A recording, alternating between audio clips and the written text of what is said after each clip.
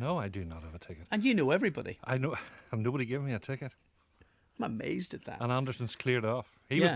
was my ultimate bet. Where is he today? Stephen's He's- in Athens. Where's your Stephen's guy? in Athens. Gerry Anderson's in New York, heading off today to run the marathon on Sunday. See, I just thought this morning when I got up, just when the Greek people thought their crisis couldn't get any worse, Stephen Stephen Nolan. Nolan is now in Athens. And New York won't know what hit it when Coyle and Anderson arrive there later today. Yeah. Anyway, I'm standing in today. Are you back next week yourself? Oh, I'm not sure. No, I'm not back next week. I will be back soon though, a couple of weeks time. Okay, Yeah, well, yeah. I'm in today, and I'm in for. What do you most got of lined next up week. today for us? Lots of good Oh, have stuff. you? I'll tell you what, fans of Stephen Nolan will be very interested in one of the items we're doing today, because there's a television programme coming up on BBC Northern Ireland on Monday night, and it shows Stephen Nolan at the age of 12. Is that one with looking back in the past? The very that show? one. Oh, Those that's were a the great days. show. That And Stephen Nolan is 12 years of age. yeah, 15 stones. very slim looking. That's a lie. He wasn't Yeah. 15 stones. I think he's All about right. 12 in it. Thanks very much, William. Have a good one, Jerry. Bye. Gerry Kelly on BBC Radio Ulster.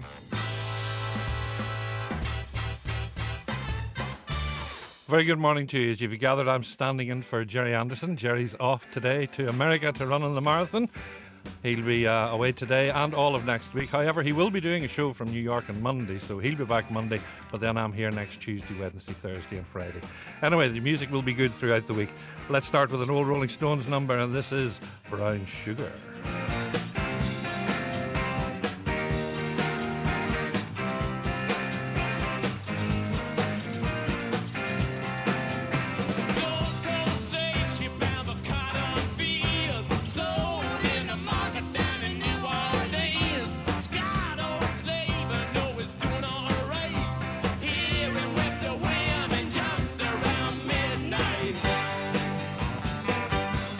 Sugar, how come you taste so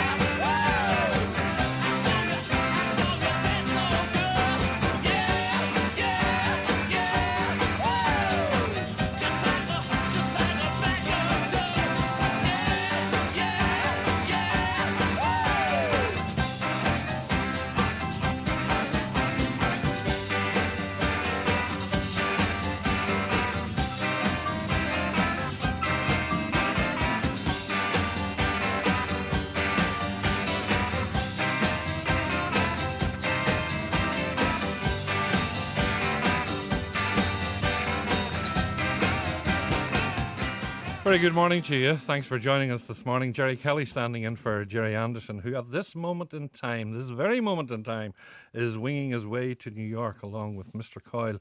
And the Undertone, of course, he's away. The three of them are away. And one of them, Mr. Anderson, is going to run the New York Marathon on Sunday. I can't believe it.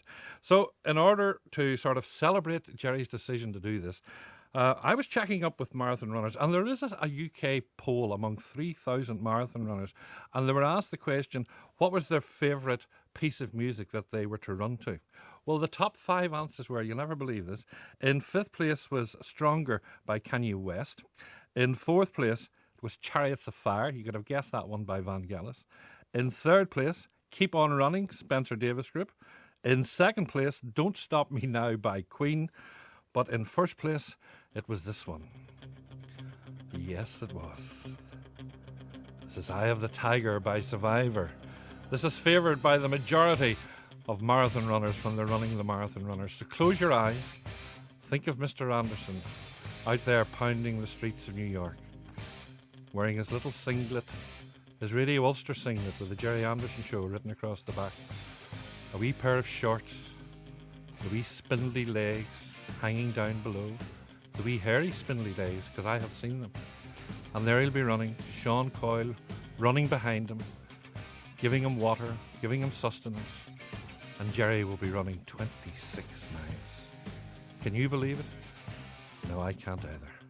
Anyway, let's enjoy the music. He'll probably be listening to this. Rising up, back on the street. Did my time, took my chances.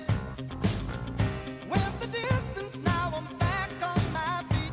Just a man and his will to survive. So many times it happens too fast. You trade your passion for glory. Don't lose your grip on the dreams of the past. You must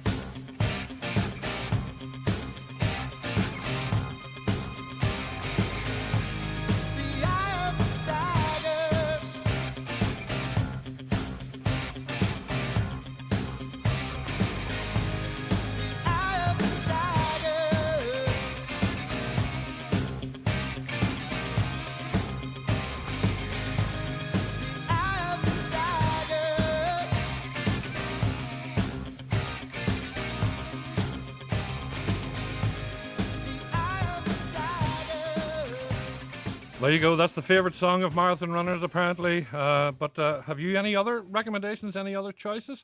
Are you a runner? What do you listen to on your MP3 player, or your iPods, or whatever you put in your ears as you run around the countryside? Let us know. Share them with us, and maybe we'll play a few before the week's out. Give us a ring. Get in touch with this programme, 08459 555 678, or you can text us on 81771. What do you run to? I don't run to anything because I don't run. Oh, the cynics are out there already. It says here, Pat says, Gerry, stop misleading listeners. Anderson will only be swanning round New York talking about himself as always. You're probably right, Pat. And here's another one. I know he's old, but a whole week to run the marathon? Pat from Dungannon. That's two Pats. I wonder, no, I think coincidental, two Pats. And he says, what's Coyle going for? To tie his shoelaces? Probably. Well, that's not quite fair because on Monday the guys are doing a show from New York for us. So Gerry will be back he'll not be back, he'll still be in New York on Monday. Coyle's coming back that night, I believe. He has to come back, but Gerry's staying on for the week. He's probably doing other things. As he says, he's doing Jesus' work. This is the latest from Dolly Parton, and it's called The Sacrifice.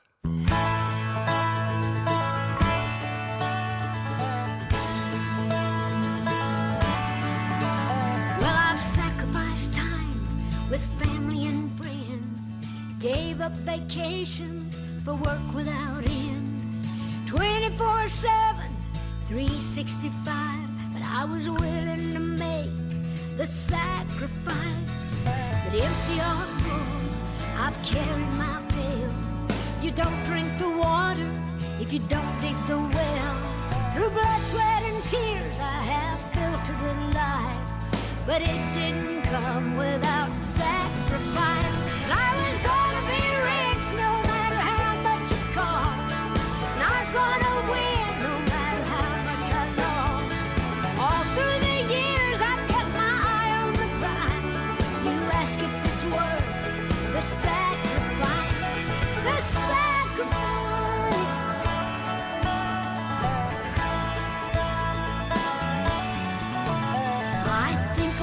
Jesus and all that he gave, and the ultimate sacrifice that he made. He is my strength and my guiding light, and he's taught me that nothing's without sacrifice. I was gonna be rich no matter how much it cost. I was gonna win no matter how much I lost.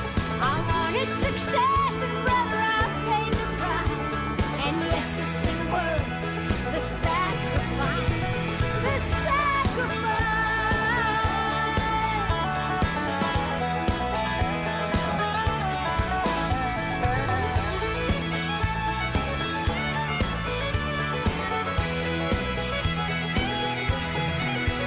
I was gonna be rich no matter how much it cost.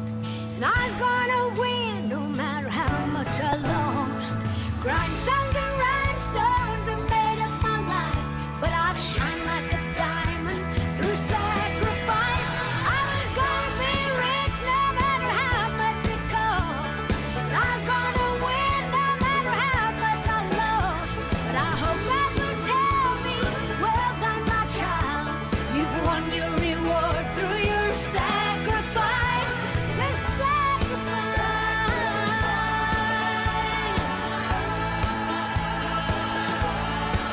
The sacrifice.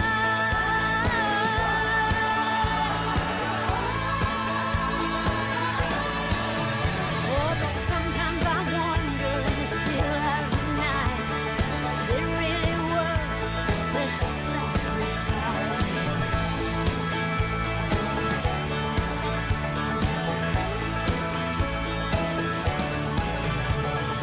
I've often laughed and I've often cried.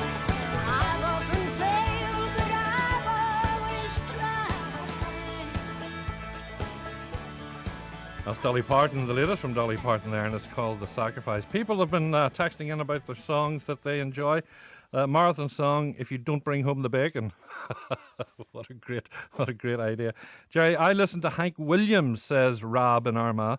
And he must be the youngest Hank fan at 27 years of age. Don't be silly, Hank Williams is absolutely fantastic, Rob. And Where the Streets Have No Name by U2, that's another one. Yes, absolutely excellent. Keep them coming. 08459 555 678 or text on 81771. Now, returning on BBC One Northern Ireland on Monday night coming is a new 6-part series of Those Were the Days, a charmingly nostalgic look back at life in Northern Ireland over the last 50 years or so, as captured by local BBC cameras throughout the decades. Well, the man who put it all together is Brian Henry Martin from Double Band Films, and Brian's with me now. Thanks for dropping by, Brian. No problem at all. I haven't actually seen the full BBC television archives, but I would imagine they are massive. Indeed, it is. It's quite daunting actually when you go into it. And when you go back to the 1950s, obviously everything was shot on film and then videotape, and now it's all digital. So you have all these different formats. But it's the film to me that really brings across the magic. When you put a bit of film back on the old Steenbeck and you see it running through and the light coming through. It is different to video, isn't it? It really is. There is no doubt about it. There's something magical about it. And I think as well, back in the days of like early television here, in the 50s, 60s, early 70s, people were artists. I mean, a lot of the filmmakers, a lot of the documentaries were beautiful works of art, fantastically shot. People took time over things. Gerry, we have no time anymore. That's true. People took time. Every frame is a beautiful picture and a world. And they let people talk as well. They just let things happen. Yeah, everything's so quick nowadays. Everything's in 2 minutes now, isn't it? That's it. If you can't tell it in 2 minutes, they say it's not worth telling, which isn't fair, actually. No, that's so true. when you open those huge portals of the archives, where did you start? What were you looking for? Well, I suppose what the series is really all about is change. I mean, we're looking at how did we get here from there. So my kind of feeling on it is, how can we tell the story of change? We know what's happened in the news. We know what's happened kind of politically. But what's happened socially? What happened to retail? What happened to education? What happened to entertainment? What happened to travel? How did we get to being on airplanes flying all over the world? Yeah. So, I mean, that was the first kind of like, kind of starting point. And then I took my lead from what was there. What did we film? What did we actually record in this archive? And one thing that I was amazed about is, and one of the episodes is called When the Boat Comes In, because we filmed so much water. We were a society shaped by shipbuilding, fishing, lakes, rivers. I mean, we are a water society. We're all water babies on like one level, and we travelled everywhere by boat. And then I realised we have been totally shaped by the boat. So that's why I had to do that programme, because it was in the archive. The first one that we're going to see on Monday night, as you mentioned, is about education. About that whole youth thing. Yeah. Because before 1950, there weren't no youth. No, it's true. I mean, what I was fascinated in was this. Back in the 1950s, it's that old thing where all the children are to be seen and not heard. Yes. So children did not speak, and they certainly didn't speak on television.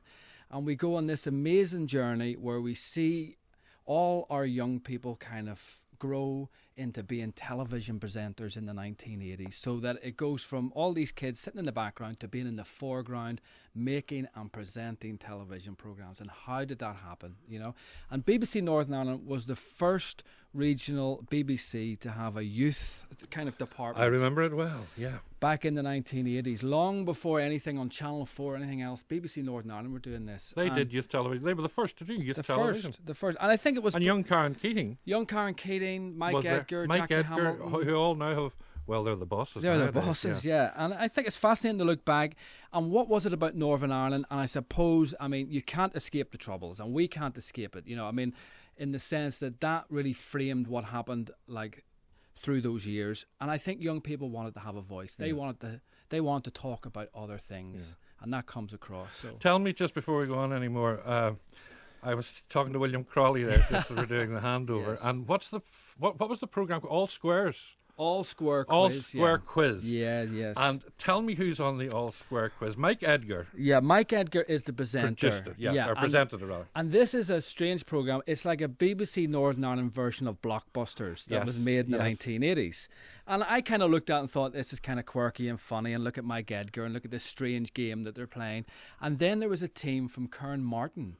And in the team was a guy, and I thought he looks vaguely familiar, but strangely different. At what age was this guy? 15. 15, A right. 15-year-old kid who's very tall, very gangly, fresh-faced on it. And Mike Edgar says, and it's Stephen Nolan. I've got Stephen Nolan. And you look at it, you have to look at it two, three or four times, and yeah, you think, yeah. is that Stephen Nolan? And he doesn't look exactly the way you'd imagine him to look, but there's a look in his eye. Oh, you can tell it's him. There's, yes. But once you know it's him, you can see it's him. There's an ambition about him. Actually, just for this little snippet, it's worth watching the programme, although, just to see Yeah. Stephen Nolan at age 15. I mean, some of that is wonderful. I mean, in the next episode, which is That's Entertainment, there's a scene around 6 from 1980, Ulster Youth Theatre. There's another 15-year-old little actor being interviewed about how ambitious he is and how he wants to get on. And it's little Jimmy Nesbitt, Really? 15, and he's doing a song and dance in it. And you can just see the star quality in him. And amazing to see raw talent like that at such a young age. And in the first one as well, you have Brian Kennedy singing at the age of 15 or so. I don't know what age he was. Yeah, he's about 19 in that. Is he? Well, he looks about 15 Yeah, in he that. does. Yeah. He does. And the hair, Brian Kennedy's hair. Oh, is well, he to changes be, it every you know, other week. Like widescreen wouldn't be in it. Do you know what struck me about the first one? And because that's the only one I've seen Yeah, so sure. far. But it was the innocence of the age that we lived in, and you know, it really is a totally different world to now. No, that's true. I mean, it's hard to imagine a world before the internet and computer Yes. and 24-hour television and all of that. And things did move a lot slower. We were a lot more innocent. There's a wonderful scene in the first episode that really struck me. And that's when one of the teachers back in 1971 is talking to the kids who are going to leave school at 15 and go into the workplace. And you look at the faces of these boys. Children. Who are going to go to work in a big industrial workplace. And it's incredible to see it. And that had gone on for 100 years before then. And that's the kind of change that has happened. That, I mean, 15-year-olds don't do that kind of work anymore, not at Gerry, all, by not at any all. stretch. And that's a very poignant scene. And that's the kind of thing that you want to capture, I think. I think the whole thing's fascinating. Contributions from Maggie Taggart. Maggie Taggart, From John of course. Bennett. Funny how it's all ex-teachers. Maggie was a teacher, John Bennett was a teacher, Yeah. I was a teacher. A lot of teachers went into broadcasting. Well, and probably the best ever BBC television producer, David Hammond, was like Another a teacher. teacher, yes, And I think there was something where television was used for education as well as entertainment. You know, it was there to educate. Brian, it's called, Those were the days. and it's been shown on. BBC One Northern Ireland, 10:35 p.m. for the next 6 weeks, and it's a lot of fun. It's a lot of fun. Brian, thanks for coming in Thank today. you. I love the colorful clothes she wears and the way the sunlight plays upon her hair.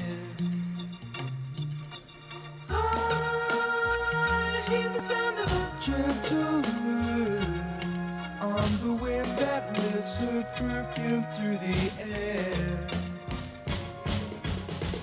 I'm picking up good vibrations. She's giving me the excitations. I'm picking up good vibrations. She's giving me the excitations. I'm picking up good vibrations. She's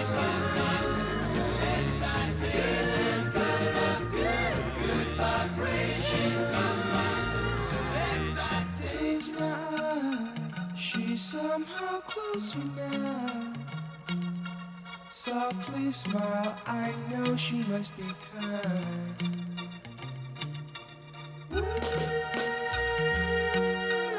In her eyes, she goes with me to a blossom room. I'm picking up good vibrations. She's giving me the excitations. I'm picking up good vibrations. She's giving me the excitations. Picking up good vibrations.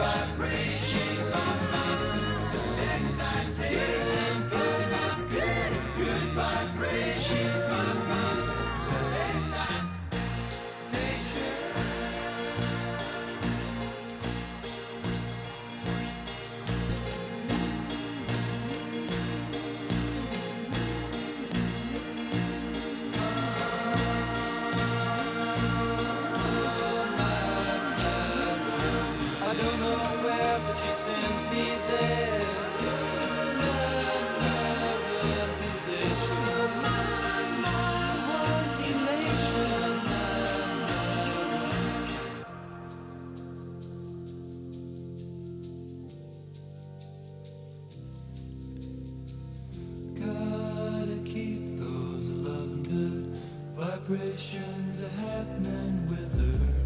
Gotta keep those love good vibrations are happening with her. Gotta keep those love good vibrations.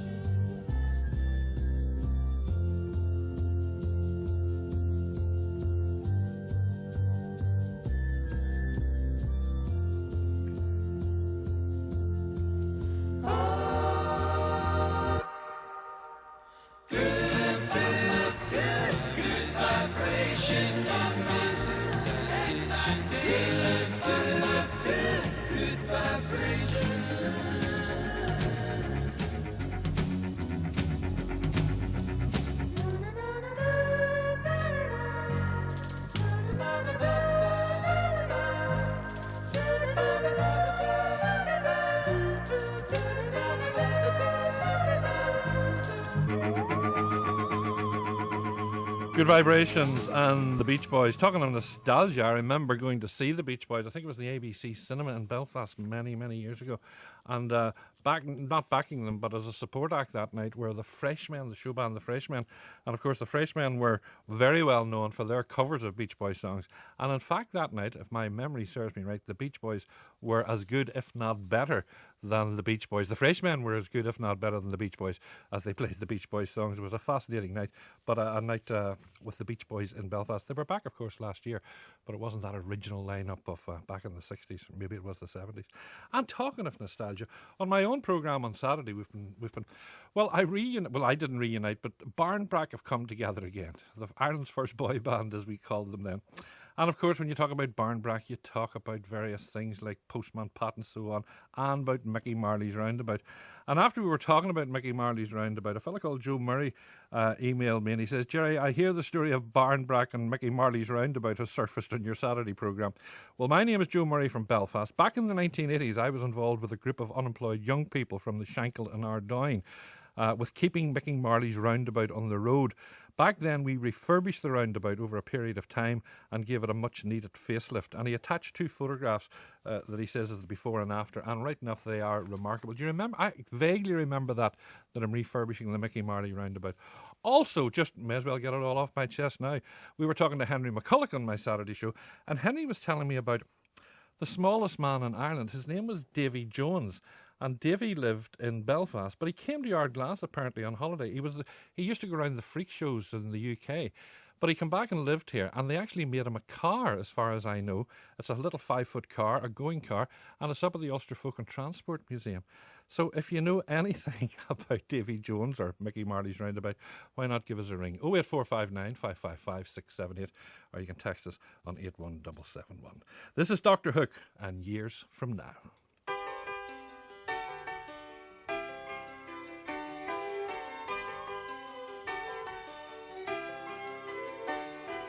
Years from now, I'll want you years from now, and I'll hold you years from now, as I love you tonight.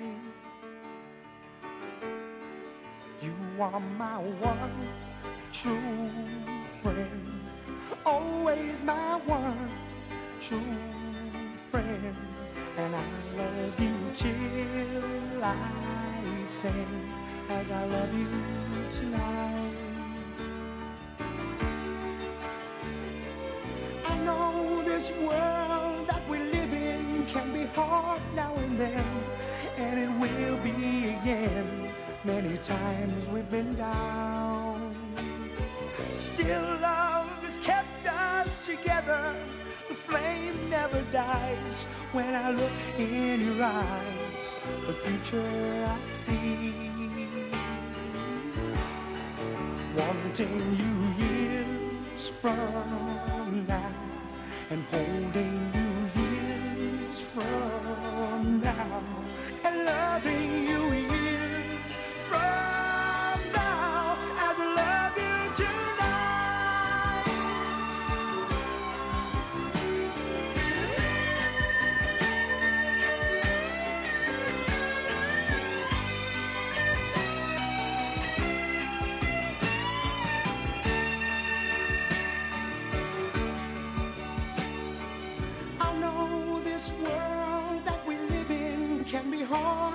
and then, and it will be again.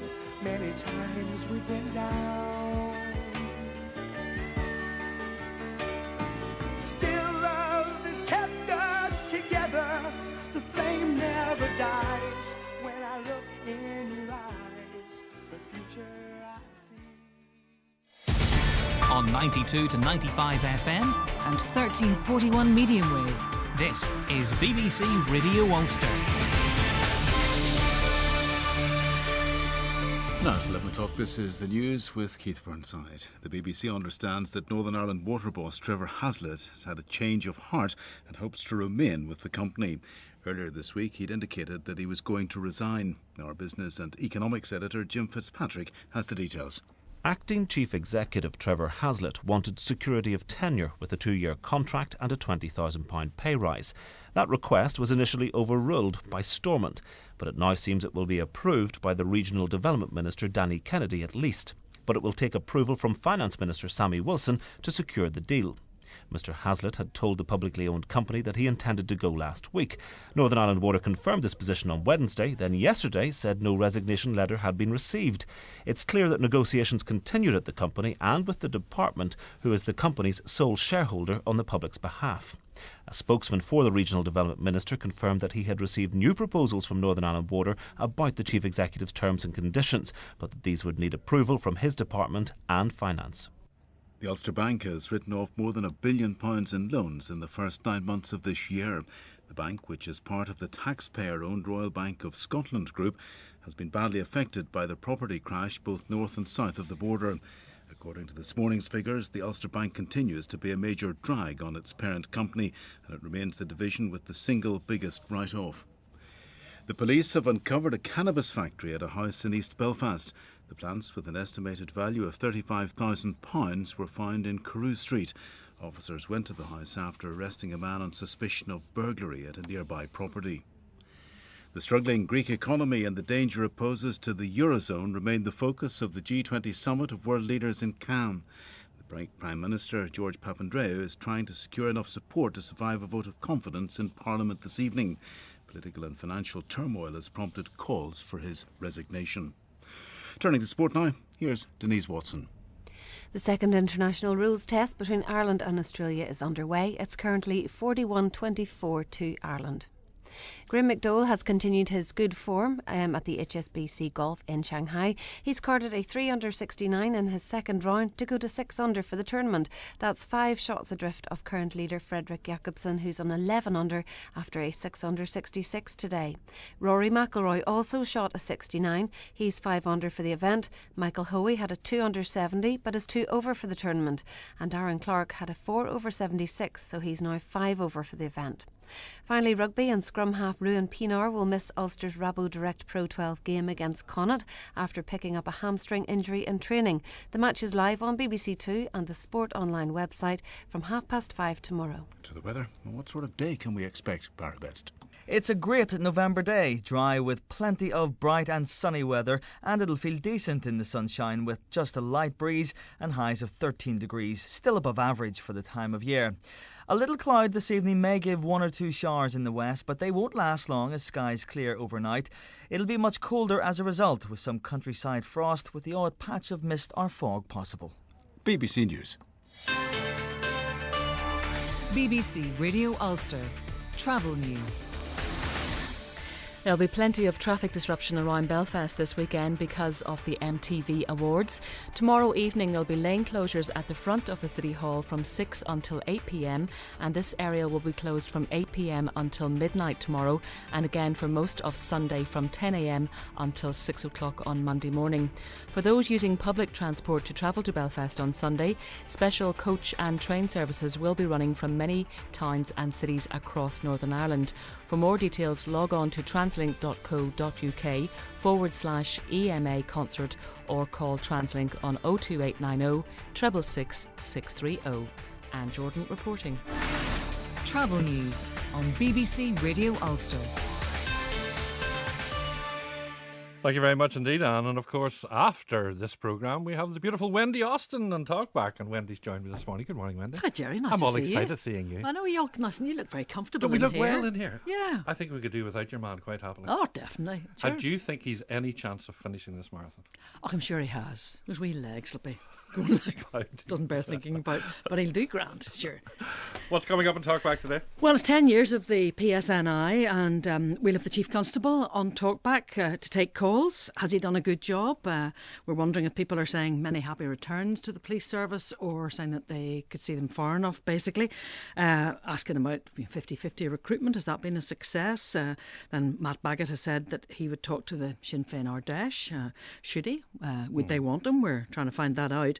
And then also on Friday's Talkback, after one, 25 years of Fergie at Manchester United. Has he been there 25 He has, years? yes. Wow. And that's a lifetime, isn't it? That is a lifetime. Yeah. The most successful manager of all, whether you like him or whether you don't, he's obviously the most successful manager of all time. Yep. I don't like him. Well, we'd be looking at his hairdryer moments and Yes, of which there were all those plenty, other ones. of which there were plenty. We'll try not to mention 6-1 to City too often, but it might come in from time to time. We're talking about that. And then, of course, MTV. I mean, how exciting is that? It really, there is such a buzz around Tell here. me this, isn't are there? we overhyping it?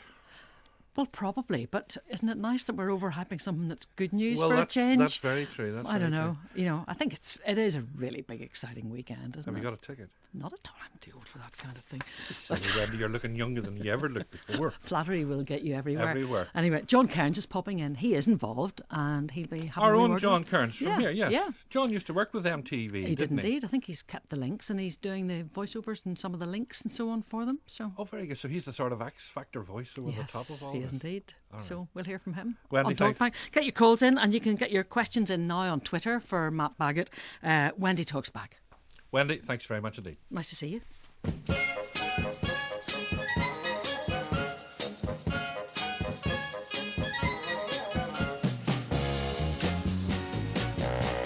Oh yeah, yeah, yeah.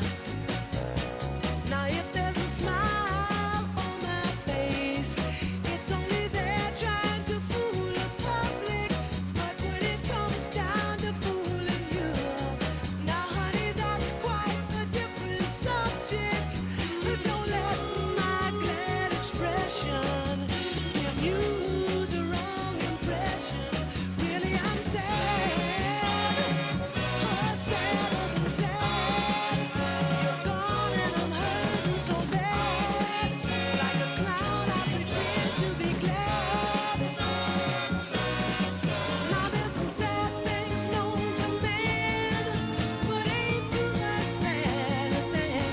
Tears of a clown when there's no one around.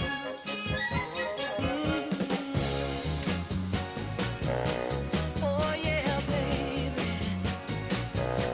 Now if I appear to be carefree, it's only to camouflage my sadness. In order to shield my pride, I've tried to cover this hurt with a show of gladness. But don't let my show convince you that I've been happy since you decided to go. Oh, I need you so. I'm hurt and I want you to know. But for others, I put on the show. Get some sad things on a man, but ain't too much sadness. The tears of a clown when there's no one around. Oh yeah. Just like Pagliacci did, I try to keep my sadness hid, smiling in the public eye. But in my lonely room, I cry the tears of a clown when there's no one around. Oh yeah, baby. Now you take a smile on my face.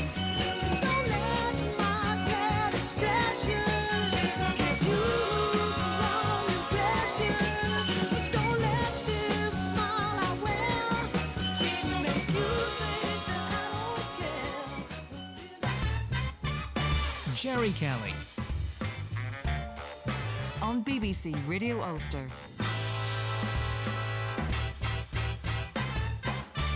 Good morning, in case you've just joined us. Gerry Kelly here, standing in for Gerry Anderson, who's away off on the marathon in New York. He'll be running it on Sunday, and we've plenty of emails and texts in about that. Also have a lot of emails and texts in about what I was talking about before the news, about Mickey Marley's roundabout, and about the smallest man in Ireland at the time, Davy Jones. So I've got information on that. Thank you so much. I'll come to them very shortly. But let's continue with the music, and let's get right up to date. This is Amy Winehouse, and this is a new single which is taken from her forthcoming album, Lioness Hidden Treasures, which is going to be released in December. This is the great, late, unfortunately, Amy Winehouse and Our Day Will Come.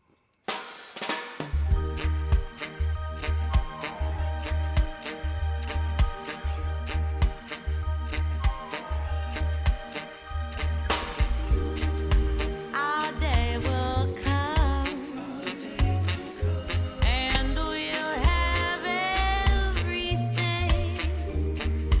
We'll share the joy. Falling in love can bring. No one can tell me that I'm too young to know. I love you so,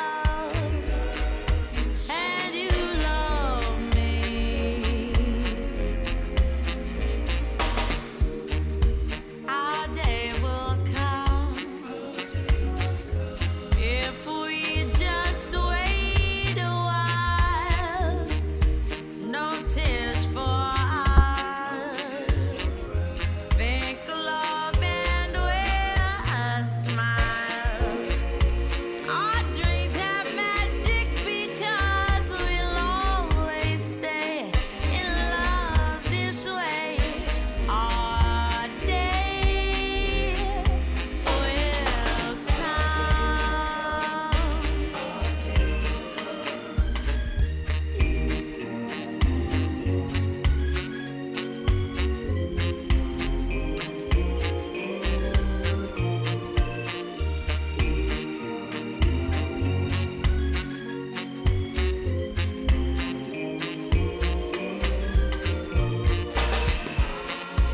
Our dreams have magic because we'll always stay in love this way. Our day will come. Our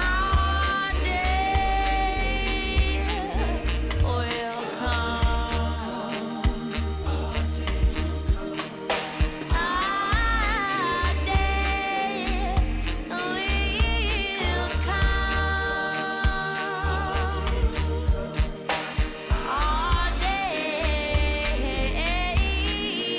will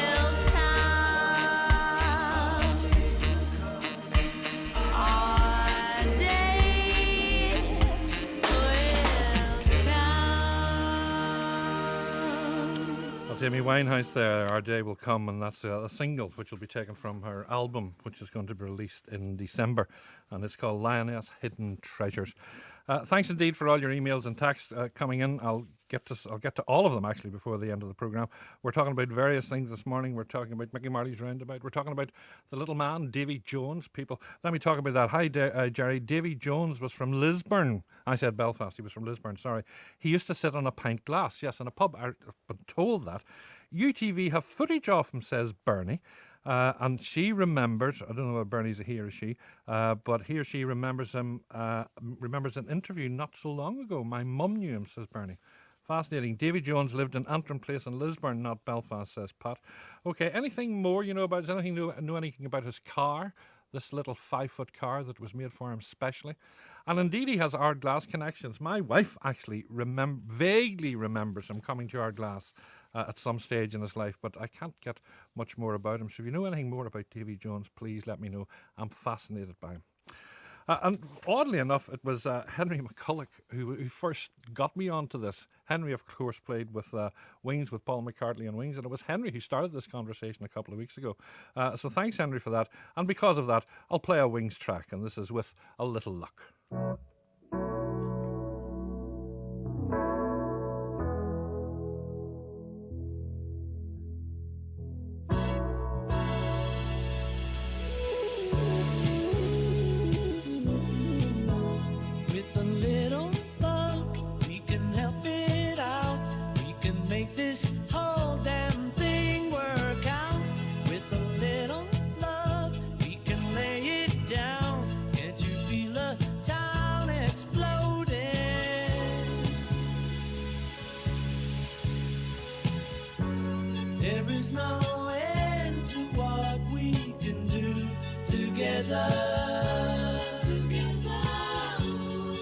is no end. There is no end. The willow turns his back on inclement weather, and if he can do it, we can do it. Just me and you and a little love. We can clear it up. We can bring it in for a landing. With a little love, we can turn it on. There can be no misunderstanding.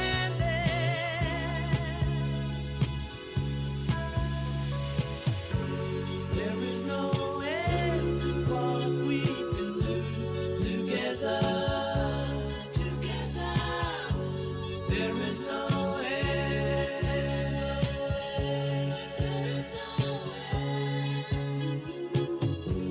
The willow turns his back on inclement weather.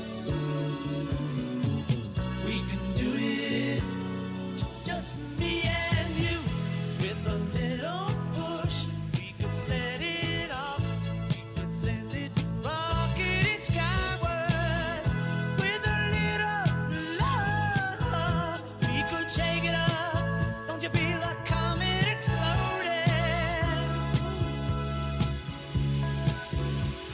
With a little luck, with a little luck, with a little luck, a little luck, a little luck. With a little love, we can lay it down. Can you feel it exploding? With a little push, we could set it off. We could send it rocketing skyward. With a little love, we could shake it up. Feel a comet exploding. Whoa, whoa, whoa.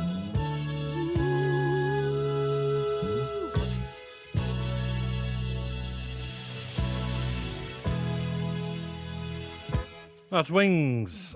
Bernie, I didn't know whether it was a boy or a girl, says, I'm a girl. And UTV have footage of the car from the same interview. So there you go. We'll have to check out UTV to find out, to see about that. And Davy Jones drank in Alexander's pub on a wee shelf made for him to sit on, someone else tells me. Fascinating, fascinating, fascinating. You see, I didn't know anything about Davy Jones because, as I say, when I was talking about Henry was talking when we were talking about the good old days and so on, and Henry's known of a bit of a hellraiser, you know, and I mustn't have been paying all that much attention to him at the start because he kept talking about this wee man sitting on a pint glass, and I thought Henry was going off on a bit of a tangent, and I thought he's imagining these things, but it was only after the programme I discovered that Davy Jones was a real life person. There you go. We are piecing together some information about Davy Jones. If you have any more, do please give us a ring 08459 555 678, or you can text us on 81771. People are still talking about Anderson and what kind of songs he should be listening to as he's running the marathon. John in Stranmilla says, Gerry, here's a good one for Anderson and Coyle on Sunday. Lionel Richie's We Were Running Through the Night. And if they're going to finish the New York Marathon, says John, that's exactly what they'll have to do. Probably right. I run marathons, says Adrian, and I run to the sounds of Boston, More Than a Feeling, Foreigner, Don't Stop Believing, and Fleetwood Mac, Don't Stop Thinking About Tomorrow.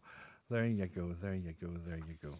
Also stuff coming in about Mickey Marley's Roundabout, which I'll be talking to. I'll be bringing to you very shortly as well. This is a big week for Belfast, isn't it? And I'll be talking to a man who I'm sure is delighted that such a week has finally arrived in Belfast. I'll be talking to Terry Hooley after we hear from Glenn Campbell, and this one's called Any Trouble.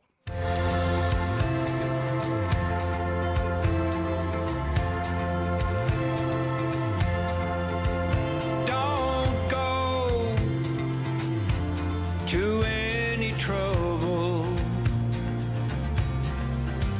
You know I won't be here long. Hold me like a breath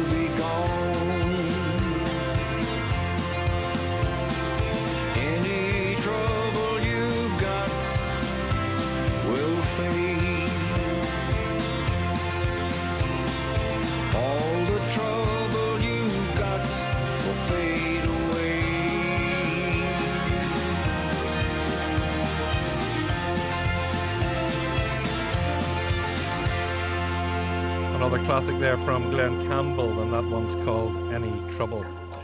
Well, what a fantastic week this is for Belfast, which all, of course, is culminating in the MTV Awards ceremony in the Odyssey on Sunday night. I have to say the city is buzzing at the moment, both day and night, with dozens and dozens of top-line music acts playing all over the city this week. And in the middle of it all, because there's no show without punch, as they say, is one man, and perhaps one of the very few men who dared dream many years ago that one day the world of music would come to his beloved Belfast, and that is Terry Hooley.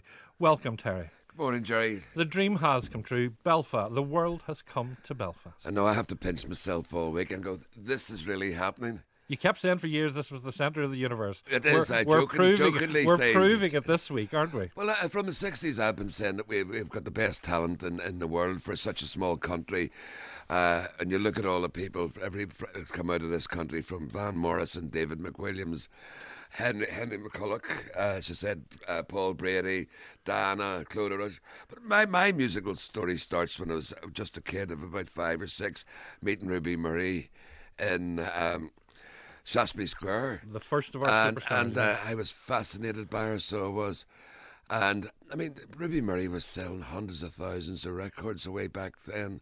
Which they wouldn't be doing today. Ruby Murray would have sold more records there than Beyonce or Madonna. Rihanna and these people could not even dream of those sort of sales. So, you know, and meeting people like Ronnie Cleghorn from the Craigie Road, Ronnie Carroll. And who represented a few times of the Eurovision. Yeah, that's right. And Ronnie was going out with Millicent Martin in the 60s. They were like the Posh and Becks of their days. That was the week that was. Yes. She used to sing on that. Yes, and she was famous because what a hard cutting edge show that was, and it was unheard of in those days. Before we go down this whole nostalgic route, I don't think it can be overstated how important this week is to Belfast and indeed to Northern Ireland.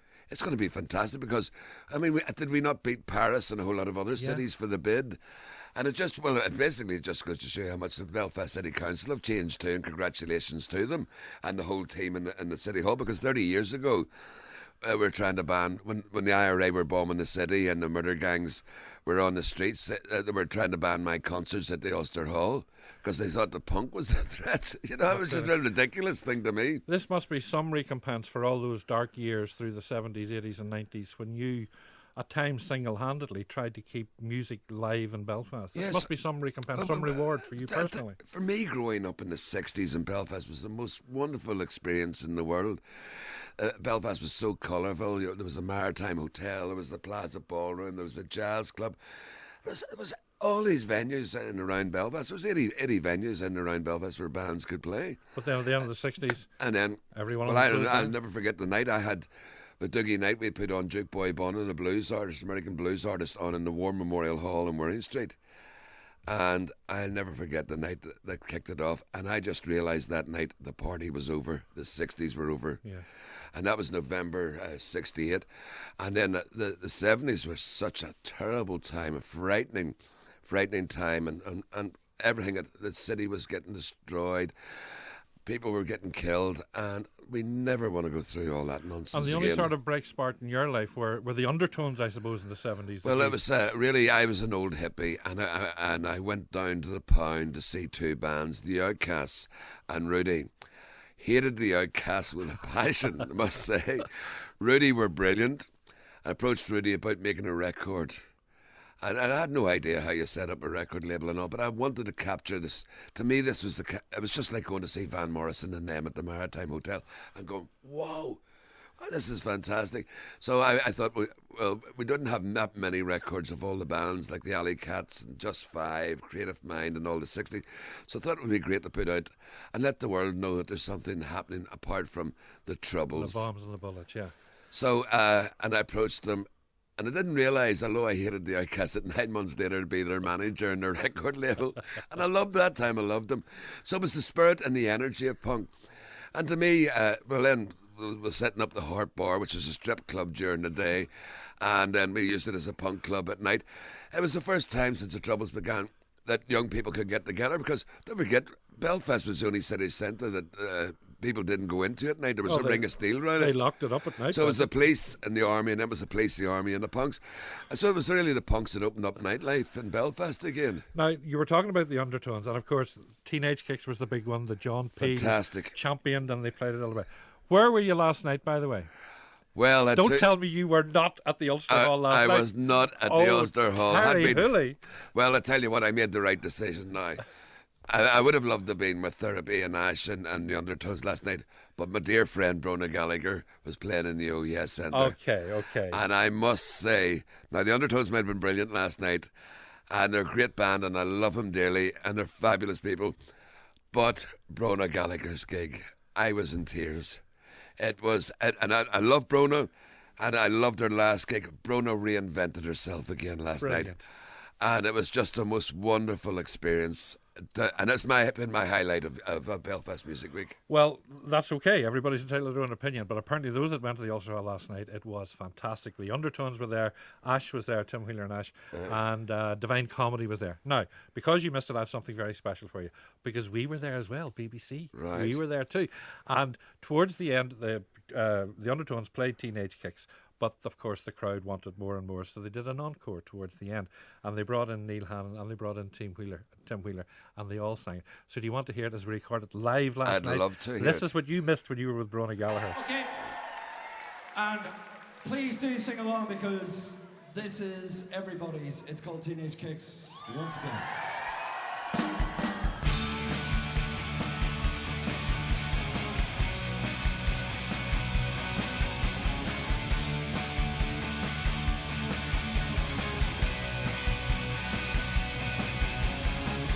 Teenage dreams so hard to beat. Every time she walks down the street, another girl in the neighborhood. Wish was mine, she looks so good. I wanna hold her tight. Get teenage kicks right through the night. Gonna call her on the telephone. Have her over 'cause I'm all alone. I need excitement, no, I need it bad. And it's the best I've ever had. I wanna hold her tight. Get teenage kicks right through the night. Hurry!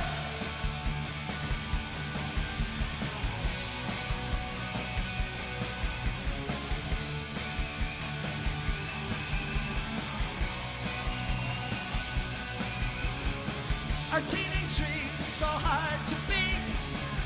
Every time she walks down the street, another girl in the neighborhood.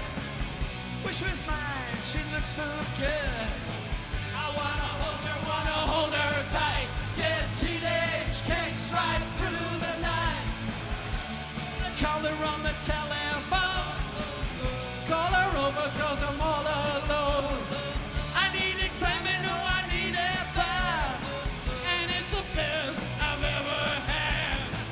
I wanna hold her tight. Get teenage kicks right through the night. Alright, Everly Brothers.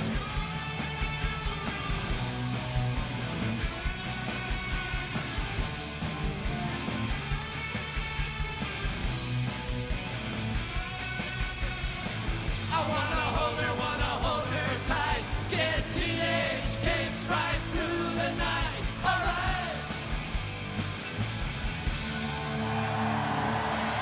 Thank you very much. We're gonna be singing with Elton John. Fantastic. What do you think of that? I tell you what, it's much better than Pete Dockery and I's version, which we got on film recently. Well, that was the guys last night at the Ulster Hall. That was a live recording, and indeed you'll be able to hear some of that on Ralph McLean's programmes throughout the coming nights and the coming weeks. A lot that went on last night, but it does sound fantastic. I know. I'm sorry. Well, you can't be in two No, you can't be places too. at But I once. mean, even an old aging hippie and punk rocker like you couldn't have imagined that 35 years on, No. more than 35 years on, the Undertones would still be drawing crowds. And Stiff Little Fingers. Stiff Little Yeah. Fingers won the Legend Award. I won the first one, then Henry McCulloch won the second one, then the Undertones, then Stiff Little Fingers. So and it's great because the band are going out and playing Japan and America and all sorts of places, and Stiff Little Fingers are going out and playing Croatia and all sorts of That's places you would fantastic. never think That's of. fantastic. And it's amazing, like when you think that a lot of bands, maybe get 2 years out of the most out of it, that over 30, 33, 34 years later, these bands are still pulling crowds. And look at the staying power. Mickey Bradley, the Undertone was playing last night, Yes. and there he's away this morning to New York with Anderson. No. This man must be. Ooh. Oh, Mickey's great. And Mickey had diagnosed with cancer a few years He was back, indeed, so yeah. he was, and I was very worried about him. But I was on a bus journey to Derry with Mickey one day, and Mickey is one of the funniest people in the world. We just laughed the whole journey. And he's one of the nicest people And in the he's whole world. All the undertones are Yeah. lovely. And I believe then Paul- if you say to John O'Neill, who wrote the songs, John, what a fantastic song, you go, oh, Terry, do you think so? Thank you very much. I have a brilliant story about the Undertones. Was when they first went to do Top of the Pops, all the other bands wanted to go. They said, where do you want to go to eat tonight? They said, oh, French restaurants. And the Undertones wanted to go to McDonald's because they didn't have a McDonald's in Derry. So this was a big night that out was for a them. treat for them, was to go to McDonald's. And then it's like Snow Patrol as well. I mean, they're playing on Sunday night and they're great friends. And Gary and Johnny and all, I've known them since the beginning, and they have never changed, and they're still, And that's great to hear, actually. and I don't like these people who get a bit of fame and they change their accents, they lose their Northern Ireland accent, they have this Mid-Atlantic accent, and they think they are somebody. So that's, I think Northern Ireland's fairly good grounding for grounding people down, you know. Yeah, we keep them. We keep I their. mean, there are the people like George Best and Alex Higgins and stuff. I mean, it's just unfortunate about the way that their lives ended. But and I think in the music, and I think the great thing about people over here is, who do you think you are? Yeah, let's get above yourself here. Yes, There's no exactly. doubt. Now, you're personally playing your role this week because later this evening, you will be conducting Terry Hooley's alternative Belfast walking tour. Yes. What's going to be alternative about it, Terry? Well, I do the only tour that doesn't mention the Troubles or the Titanic. How do you get around Belfast without mentioning either of those? Well, it's quite easy, believe it or not. So it is. Somebody at the City Hall said, "Oh, we're really looking forward to 2012." I said, "Why? What's happening?" Is it the anniversary? Oh, the Titanic. Oh, we're still going on about that. And I don't mention the Troubles because I lost too many friends and killed during the Troubles, and I just don't even want to think about it. All that madness, sectarian bigotry and madness, everybody must have been insane. So my story basically is a story of rock and roll in Belfast. It's about poets, painters, performers of blues. It's about what a wonderful city we have and what wonderful people we have. Because we have... I find personally that people in Belfast are so welcoming, they're so kind. We're the biggest givers to charities. Just a really, really great city. So where do you start and where do you finish, and where do you take the walkers Well, on basically tour? start off as a kid. My first musical memory was when I lost my eye. They put me in the ambulance, thinking of Hank Williams, who you mentioned earlier on. I Yeah. saw the light, and that was my first musical memory. Right up to recently, where I was out with Pete Doherty and Snow Patrol. It really ends where they're making the movie about my life, Good Vibrations, and I end up going up to introduce Pete Doherty, who gets a bad press. He's a very wonderful person, and after his concert, coming out the back of Queen's and tripping over a tiny wall in the dark and breaking my leg. Wait a minute. There's no walking involved in this. There is. Oh, There yeah. is. Even with, for 9 days, I was rocking around in crutches and didn't realise I broke my leg, and I didn't want to seem like a wimp. I thought I'd just sprained my ankle, and then I thought, I can't take the pain any longer, so I went to the hospital. He said, "How have you stuck the pain?" I says, "Well, the Guinness and the brandy helped." Where do people meet? Who will come to this? Will these be MTV people or No, will I did a tour for MTV yesterday, and they were over the moon, and so was I. It went really well. Say, you won't see any sectarian murals in my tour. You'll see the new John Peel mural that we have got up down at beside Pinter's Cafe, and if you go down to Duke of York and you see the wall. Yeah. So I will talk about Dana. I will talk about Rob McCulloch, the blues artist, David McWilliams, everybody on the wall. So I will. and I'll tell a story. But I also want to talk about all the brilliant times that I've had in my life, and about the positivity, and it's great to see the city rising from the ashes like a phoenix. When does the walk? It starts tonight at what? 6? Well, I'm doing one for the international journalists at 2 o'clock. Right. I'm doing several for the internet. It's really funny because the tourist board phoned me up and I was lying in bed with a broken leg and they said, could you do a whole lot of walking tours for us when they're over? And I went, right, okay, it doesn't matter. Even though I have to do them in the wheelchair. I'm going to do them. So, and I actually met a lot of the international journalists who are going to be in the next couple of tours. But I'm doing a public one tonight, and it starts off at 6 o'clock at the Haymarket Arcade. Down at Good Vibrations. And I did Sean Kelly Cathedral Quarters. I did a bus tour for the 30th anniversary of Good Vibrations, which was hilarious. And I don't have a script, so no two tours are the same. So Sean Kelly asked me would do a walking tour, and there was only meant to be 40 people, but 80 people turned up. And a dear friend, Ann Denver, her friend thought, oh, Terry Hooley's walking tour. She came in a cocktail dress and high heels. So 5 minutes into the tour, Ann says to me, I have to go. And now I use this in my turn. I said, there's Ann Denver who left me in the 60s and went and worked for the Beatles for 12 years. And I said to the crowd, what did the Beatles have that I didn't? And somebody shouted out 2 eyes. And I said, well, I'm happy enough with that. Certainly stories like, I'll tell that story in my walking tour. Terry, I'm sure it's fascinating. There's three bits in the tour. If they don't laugh, I know I'm in serious trouble. It all starts at 6 o'clock, so you could take, if anybody wanted to head down to I'm happy enough. Bring them along. It's £4 a ticket in the Welcome Centre. That's nothing. So, Terry, it's a joy talking to you. Well, by the way, apparently it's not going to be raining this evening. The weather's going to be perfect.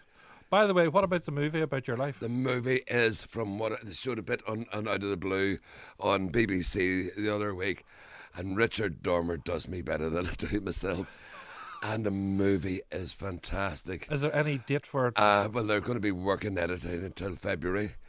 We would love it, because I used to go out and do a lot of gigs in Berlin. I'd love it for the Berlin Film Festival, but I don't think that's going to be possible. What are they going to call it, do you know? It's Good Vibrations. Oh, it's just called Good Vibrations.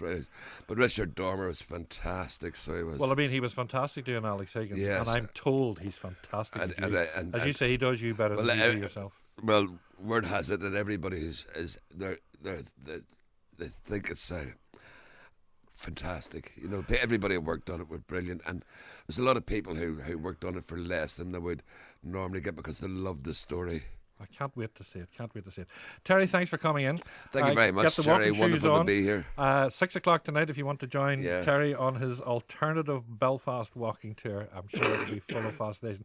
Terry, thanks a million. Thank you, Gerry. Okay, we're going to slow things down now from all that punk and all that. This is Anne Murray, and You Needed Me.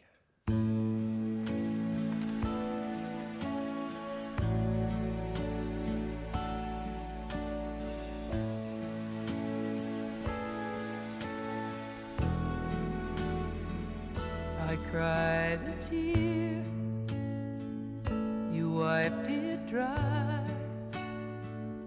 I was confused, you cleared my mind. I sold my soul, you bought it back for me and held me up and gave me dignity. Somehow you needed me. You gave me strength to stand alone again, to face the world out on my own again. You put me high upon a pedestal, so high almost see eternity. You needed me. You needed me. And I can't believe it's you. I can't believe it's true. I needed you, and you were there.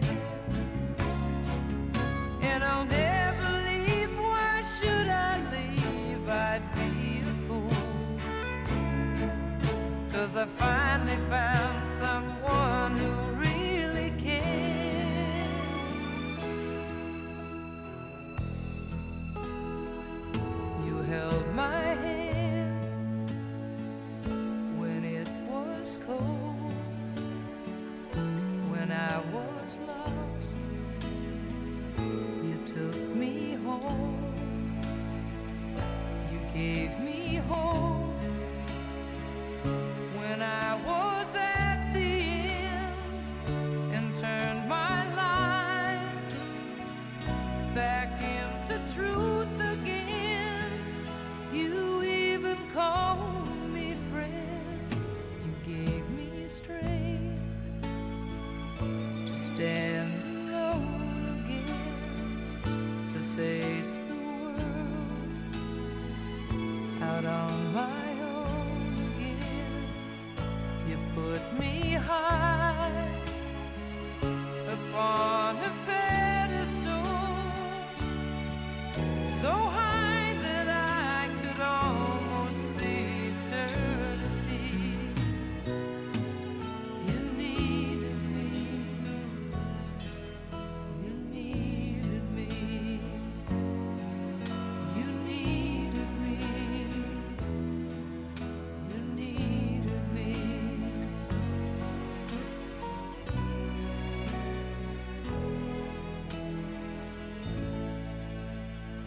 That's Anne Murray and You Needed Me. And my thanks to Terry. Isn't Terry Hooley a breath of fresh air, just listening to him talk? And I'm sure those walking tours that he does around Belfast are fascinating. No two would ever be the same as Terry, because every time I interview him, he comes up with something different all the time. If you're interested in that tonight, by the way, you have to meet at the Good Vibrations in Haymarket Arcade around about 6 o'clock tonight, as he said. It's only £4. But if you're in for an entertaining evening, I don't know how long it lasts, but Terry will regale you from 6 o'clock tonight until you go to bed at some stage. Anyway, morning, Gerry. I remember when I was about 14, Mickey Marley brought the roundabout out of retirement in Belfast, so she had the pleasure of meeting him, plus the roundabout. This is from Kerry McCabe. And she says that her aunt told her about Mickey Marley when the song came out. And at school, Kerry says, she had the pleasure of playing with Barnbrack. Isn't that very good? And hi, Gerry, two great local entertainers, Alistair Coyles and Steve Farlow, and the pupils of St Joseph's School in Ballymoney have recorded a cracking version of Mickey Marley's Roundabout for charity. So there you go. Maybe you would send that in to me, and maybe we'll get playing that later next week. I must say I haven't heard it. The only one I've ever heard was Barnbrack's. Anyway, give us a ring about that. Now, the big event, of course, on Sunday night are the awards, but there's another big event outside the front of the City Hall when Snow Patrol is there. I think this is just so exciting that Snow Patrol playing to 15, 16, I don't know, many thousands of people will be there. But isn't it great that a local band will be headlining it? And I believe one of their songs will be played live into the event on up at the Odyssey. Let's hear them. This is Snow Patrol, and this is Crack the Shutters.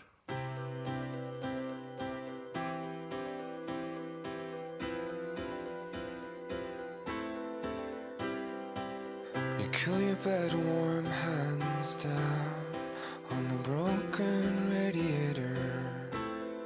And when you lay them freezing on me, I mumble, can you wake me later? But I don't really want you to stop, and you know it so it doesn't stop you. And run your hands from my neck to my chest. Crack the shutters open wide, I wanna bathe you in the light of day, and just watch you as the rays tangle up around your face and body. I could sit for hours finding new ways to be on each minute, 'cause the daylight seems to want you just as much as I want you.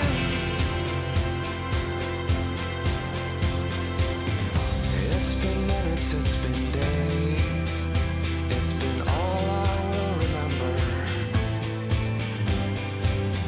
Happy lost in your hair and the cold side of the pillow. Your hair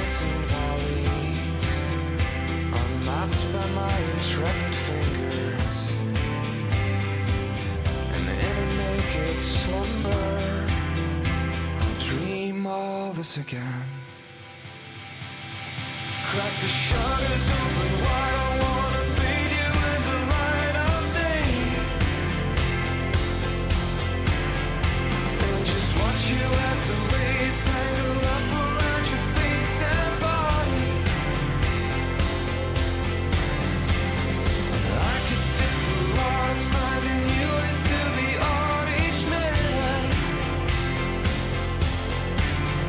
'Cause the daylight seems to want you just as much as I want you. Crack the shutters open wide, I wanna bathe you in the light of day.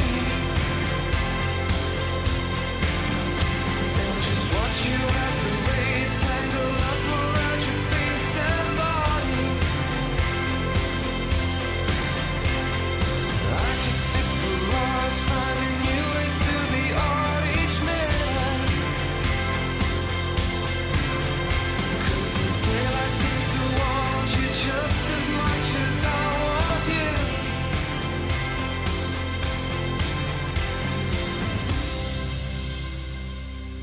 Snow Patrol, megastars, Snow Patrol. Our other huge megastar here, of course, is Van Morrison. I'm really surprised, should have mentioned to Terry, that he's not making an appearance this week. However, he is coming to the Odyssey next February the 3rd, I think it is. But I expect maybe there'll be another night or two. But tickets are going on sale on this Thursday, the 10th of November. And they're limited to 4 per person. Isn't that amazing? You're limited to 4 per person to hear Van in February at the Odyssey. Anyway, let's hear from him now. I mean to say, this is the week of celebration for our musicians, and especially our mega musicians like Snow Patrol and Van Morrison. Here he is with Moondance.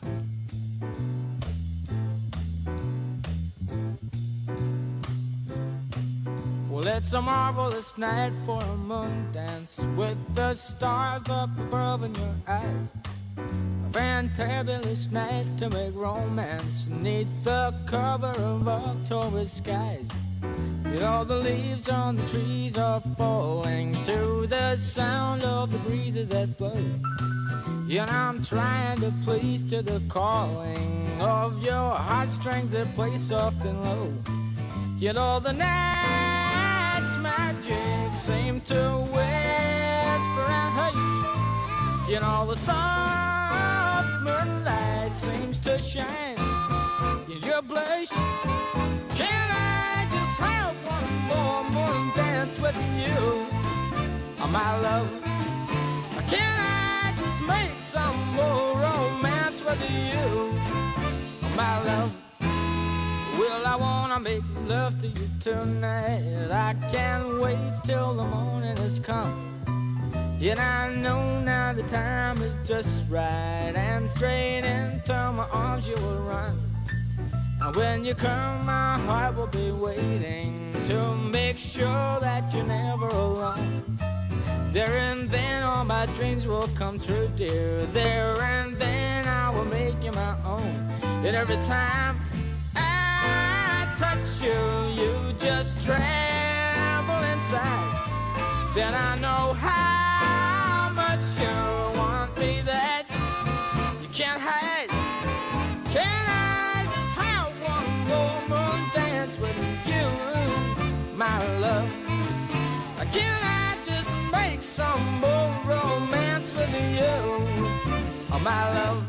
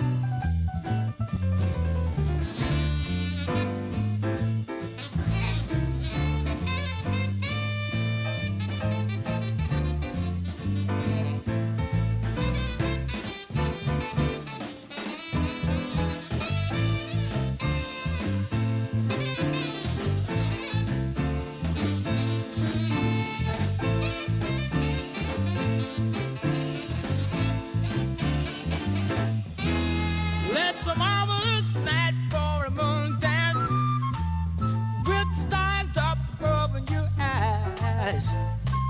A fantabulous night to make romance. Near the cover of October skies. All the leaves on the trees are falling to the sound of the breezes that blow. And I'm trying to place to the calling of your heartstrings that play soft and low. In all the night's magic seems to whisper and hush.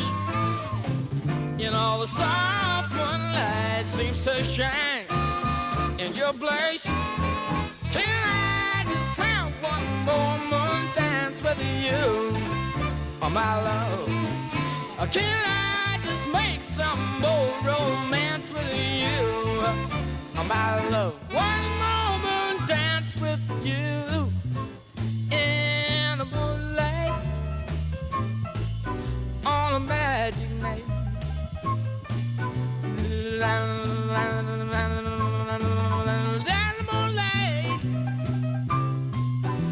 On a magic night, can I just have one moment dance with you, my love? Van Morrison and Moondance. Paul in Dundrod tells me that the wee man we were talking about from Lisburn, the wee man being Davy Jones, who was the smallest man in Ireland apparently in his day, he says yes, he had a little car and he could drive under a bus. And Gerry, do you remember the fella who used to be on the TV who was Ireland's fastest talker? Peter the Tiler asked me this. Indeed I do. He was from Strabane, and you know something? For the life of me, I cannot remember his name. I actually interviewed him after. This was the very famous one with Charlie Witherspoon, where he couldn't get him to shut up on the steps of the town hall in Strabane. And I just cannot remember his name. I know you'll help me out. I've only about 7 minutes left of the programme. If you can remember his name, put me out of my misery. I just can't remember it. 08459 555 678 if you can remember it, or text me on 81771. It just will not come to me.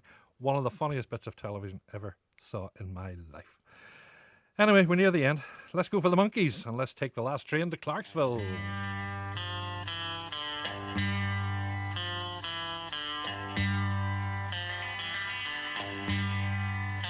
Take the last train to Clarksville and I'll meet you at the station. You can be here by 4:30 cause I've made your reservation. Don't be slow. No, no, no. No, no, no. Cause I'm leaving in the morning and I must see you again. We'll have one more night together till the morning brings my train and I must go. No, no, no. No, no, no. And I don't know if I'm ever coming home. Take the last train to Clarksville. I'll be waiting at the station. We'll have time for coffee, belated kisses, and a bit of conversation. No, no, no. No, no, no.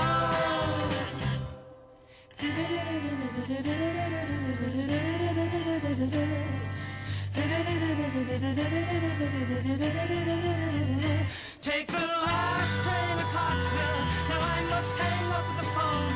I can't hear you in this noisy railroad station. All alone I'm feeling low. No, no, no. No, no, no. And I don't know if I'm ever coming home.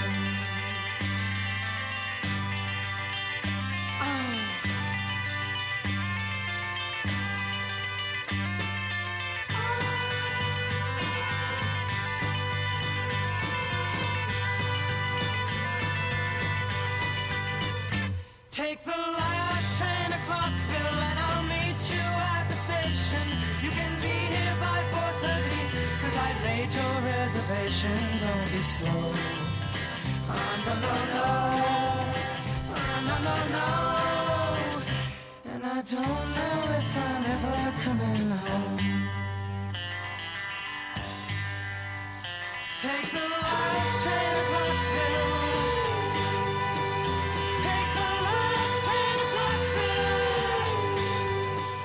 Oh, I knew I could rely on Gerry Anderson's listeners. The gentleman I was talking about, the fastest orchestra band, was, of course, George Cunningham. Thanks so much for putting me out of my misery. The name just wouldn't come to me. George Cunningham, many of you phoned in about that. And a great text in from, it's probably, I don't know if it was a text or a phone call, but it's fascinating, from John and Strand Millis. He says, boy, what a Belfast character Terry Hooley is. When he gets going, it's hard to get a word in ageways. And that's at 11:30 in the morning. Imagine what he's like at 11:30 at night after some of the Golden Nectar. Can't wait for the movie to come out next year, and I hope it does the rounds of all the film festivals. Never mind the MTV EMAs. Terry will put Belfast on the global map with his wit and his endless stories. John, you're absolutely right. Anyway, I've got to go. And as you've been listening to Gerry Kelly today, because Gerry Anderson is away in, well, he's away in New York, actually, because he's running the marathon there. And yes, I know you don't believe it, and I don't believe it either, but he is running the marathon there on Sunday. And he will be broadcasting live on Monday from New York at 10:30 back here to Belfast, so I'll not be here. But then he's doing other things Tuesday, Wednesday, Thursday, Friday, and I'll be staying here in his place over those 4 days. So we wish Gerry well and Sean well, both of them are out there, and Mickey Bradley, who's looking after the both of them. And at the start of the programme, I was saying that there was a survey done among 3,000 marathon runners as to what music they listen to while they're running. We played the top one, which was Eye of the Tiger. This was number 2, I think, in the charts. This is Vangelis and Chariots of Fire. This is probably what Gerry will be running to on Sunday with his wee, short, hairy legs. As I say, he'll be there here on Monday. I'll be back on Tuesday. Until then, have a great weekend. By the way, why not tune in tomorrow for my own show, 12:30, Radio Ulster. See you then. Bye-bye, everybody.